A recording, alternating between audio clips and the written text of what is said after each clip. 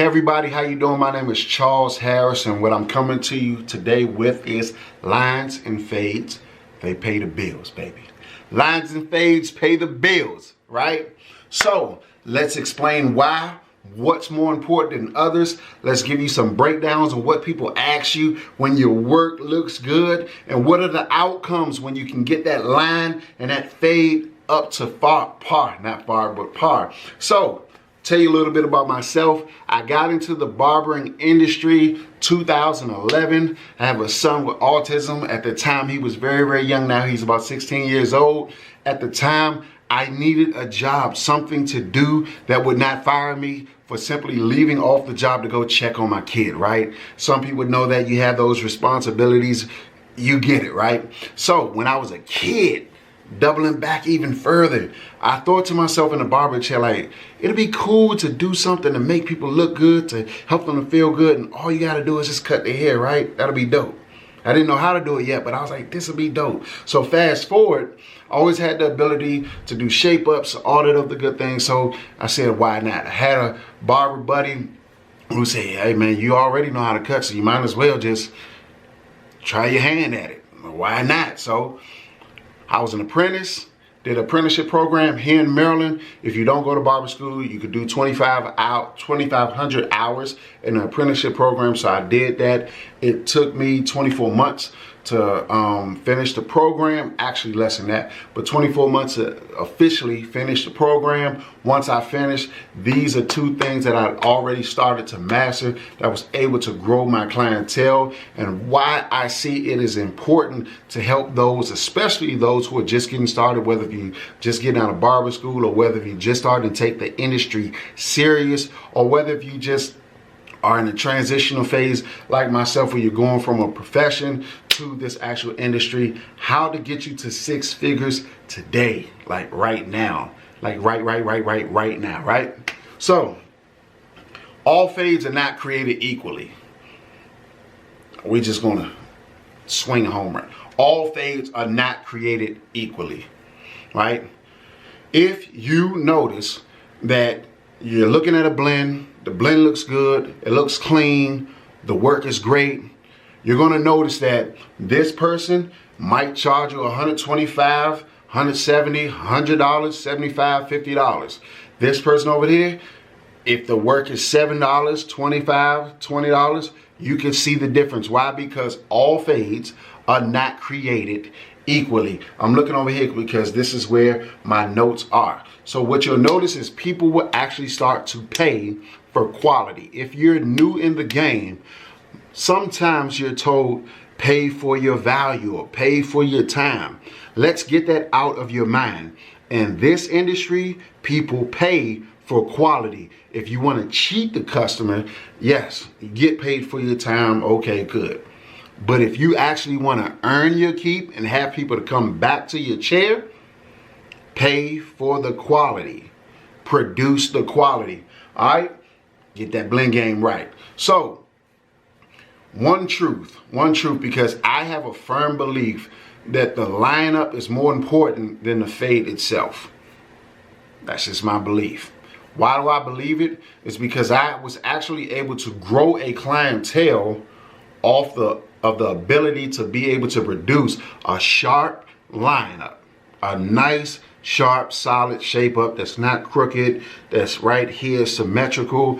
Even with the kids, I'll cut that kid's hair real sharp, get the lineup, kind of make some mistakes here and there on the blend, able to start to grow my clientele, right? The reason being is that is the actual first thing that people see when they see a person's haircut. If you're watching ESPN, if you're looking at somebody, you know, not the barber photos, but if you're looking at like a family photo or something on Instagram, like, okay, this individual's on vacation, or just life photos, or the photos where this is a yearbook photo, the first thing that people see is the lineup. So tip number one, once we can get your lineup in order, you can start to grow your clientele. The good news is it's easier to get the shape up on point. That's good news. Later on in the following videos, we'll tell you tips and tricks on how to get that in order, okay? Number two, truth number two.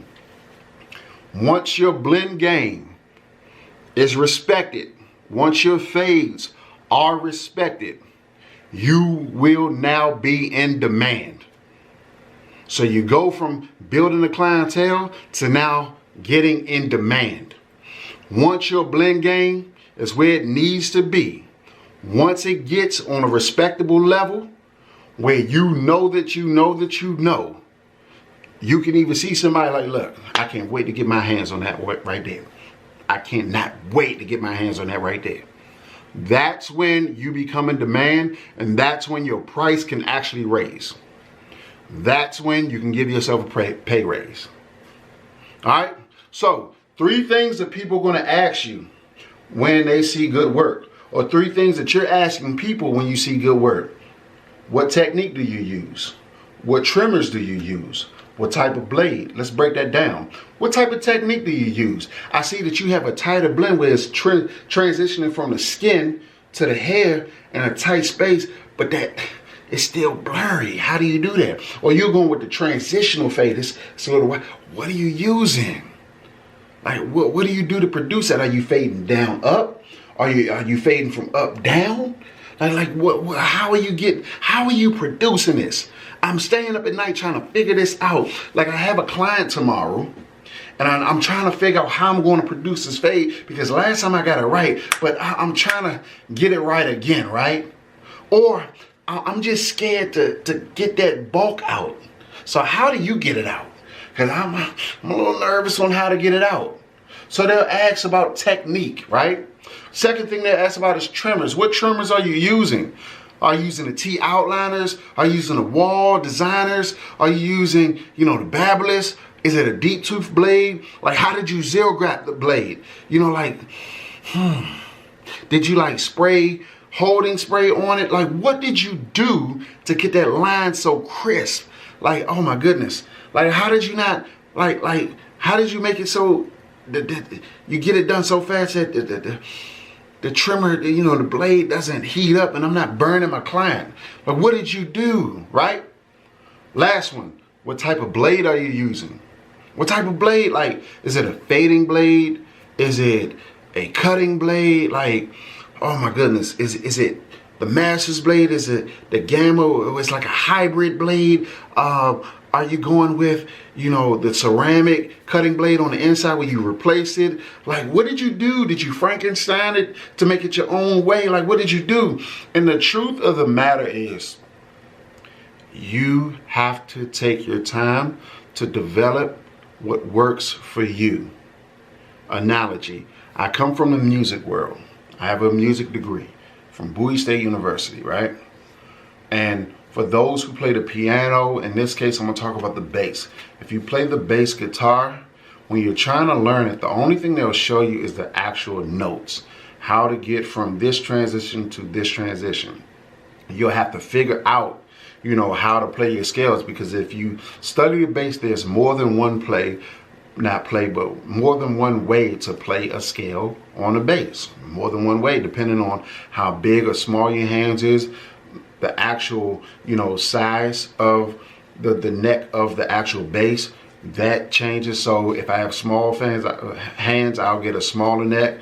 Big hands, it depends on the actual player. So your technique is based on you. It's how you develop, and the only way you can develop your technique is how much time you spend on that instrument. The only way you can develop your technique on your blends, on your lineups, and what you decide to use is the time that you take to develop your craft. If you're working out in the gym, these muscles will not develop overnight, right? You have to develop that day in, day out. Even if you have to go to sleep at night and in your dreams, like, okay, I'm gonna start off with the zero guard close, go all around to set my outline. I'm gonna take the zero guard off. I'm gonna open my blade up and I'm gonna clean up under, but now I'm not gonna touch the line. I'm gonna clean under. Whatever that thing is, you have to take time to develop that thing, right? You have to develop it. One thing that I did when I first started cutting hair was I had different types of, cutting clippers. I had, a wall clipper, I had my masters, and I had detachables. All right. So what I would do is I would cut my fades going from wall to Andes. I wasn't quite good enough to do detachable starting out, so I was just kind of flirt with it here and there, but I would always transition from wall to Andes and only use one for one cut, because in my mind I said I did not want to hold myself to one type of brand, because I noticed that the blades were different. I didn't know how to explain it. I didn't know, the older barbers used to try to make fun of me, to try to like, oh, you don't know what you're talking about, because I didn't know the terms to use. I didn't know how to explain it. One thing I knew is that if I use this versus this, I have to attack it slightly differently, because if I want it to look a certain way, I already had in my mind how I wanted my work to look. So I took the time to make sure that I can get it right. And one of the things that really helped me out is I heard two veteran barbers say two different things. Number one, the first veteran barber said, respect your guidelines. Respect your guidelines. Don't overstep your boundaries. You set it there for a reason. Clean up under it. Set, clean, set, clean. Okay. The second thing that really helped me a lot, this statement probably helped me the most, is when this particular barber said, hey, look, grown men clean and finish up the job.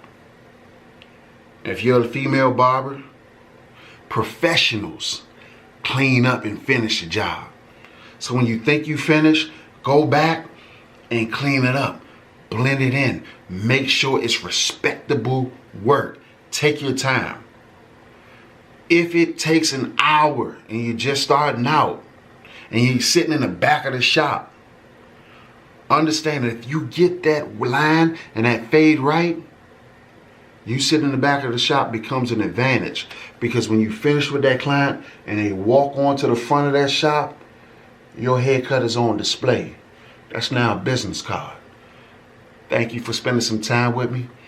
Next video, we're going to talk about how your shape-ups should never be under $40, right? I love you. See you on the next one. Bye.